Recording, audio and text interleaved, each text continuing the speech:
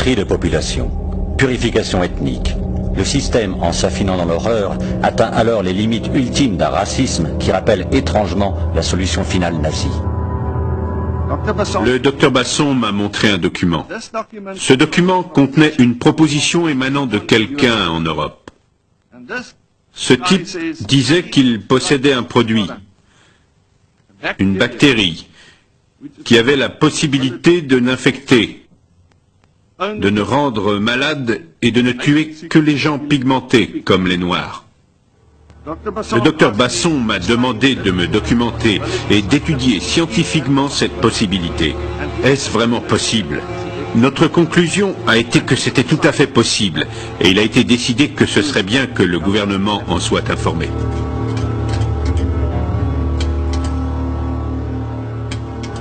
Mais en définitive, nos instructions ont été, et c'est très important, de mettre au point un produit visant à réduire le taux de natalité de la population noire du pays. Pouvez-vous nous en dire un peu plus? Qui vous a demandé de mettre au point ce produit? La personne qui nous donnait directement les instructions était le docteur Basson. Wouter Basson, général de brigade au 7e bataillon médical des forces armées sud-africaines. J'ai demandé à Basson, seriez-vous capable de mettre au point, pour moi, un gaz qui ne serait ni irritant, ni mortel, mais qui rendrait les gens inoffensifs pendant quelque temps, afin qu'ils se calment, et que nous n'ayons pas à les tuer en cherchant à maîtriser la foule.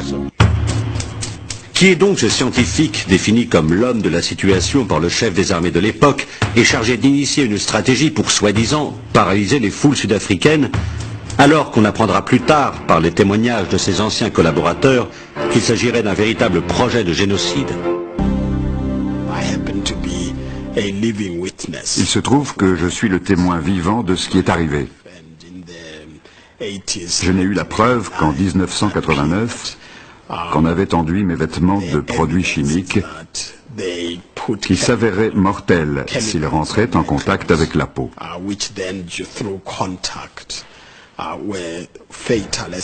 Mais j'ai survécu. J'ai atterri dans un hôpital aux États-Unis. Ils m'ont soigné et ont réussi à déterminer l'origine de mes troubles. Il y a eu une descente chez lui de la brigade de lutte contre la grande criminalité économique. Et dans sa maison, on a trouvé une malle entière de documents, dont quelques-uns avaient trait au programme de guerre chimique et biologique. Ce qu'ils ont trouvé était incroyable. Il y avait ce qu'on appelle une Faircopper List, autrement dit un bordereau de vente. Sucre à la salmonelle, bière au thallium, cigarette à l'anthrax, à la toxine botulique, chocolat au cyanure, whisky à la colchicine, déodorant au typhimurium, venin de serpent. Cette longue liste de ventes de produits au poison indétectable était destinée aux agents de la sécurité sud-africaine pour leur permettre de tuer les militants noirs sans soulever de soupçons lors de l'autopsie. Combien ont été utilisés? On ne le saura sans doute jamais.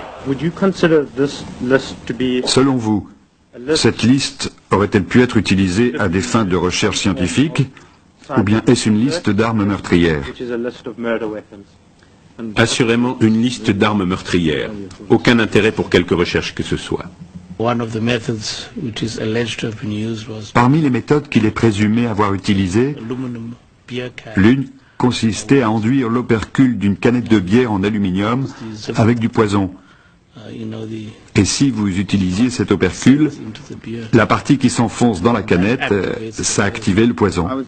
On m'a donné un paquet de cigarettes Camel. Et on m'a demandé de déposer quelques gouttes sur les filtres des cigarettes. Et que serait-il arrivé à la personne qui aurait fumé ces cigarettes? C'est difficile à dire, mais j'imagine que les conséquences auraient été mortelles. Ce que les témoignages de scientifiques révèlent, c'est d'abord un arsenal de gadgets mortels digne de James Bond. Tournevis empoisonné, parapluie Sarbacane, détonateur de lettres piégées, cannes truquées, lessive explosive et bien d'autres. Nous voyons ici ce qui ressemble à un tournevis. Pouvez-vous nous en parler? La personne qui utilise cet appareil pique la personne visée.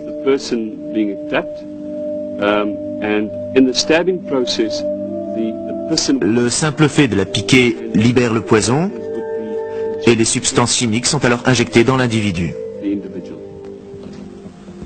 Est-ce qu'on peut manipuler ceci en toute sécurité? Tout à fait. Mais j'éviterai quand même de toucher l'extrémité au cas où.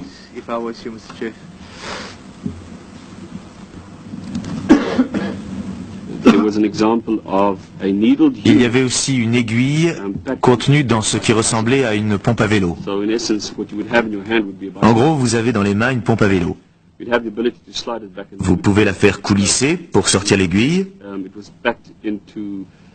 Le même système existait dans des cannes ou des parapluies.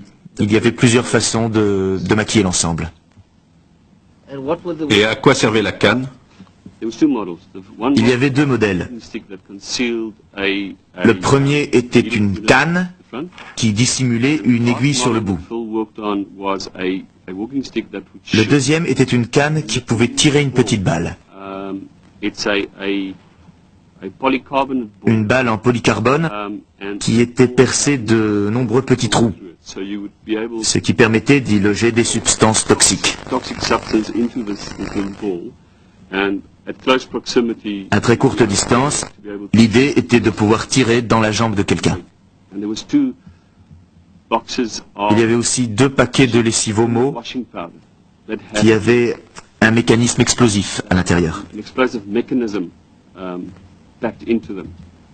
Donc, il y avait 2 paquets de lessive Omo avec les explosifs déjà à l'intérieur.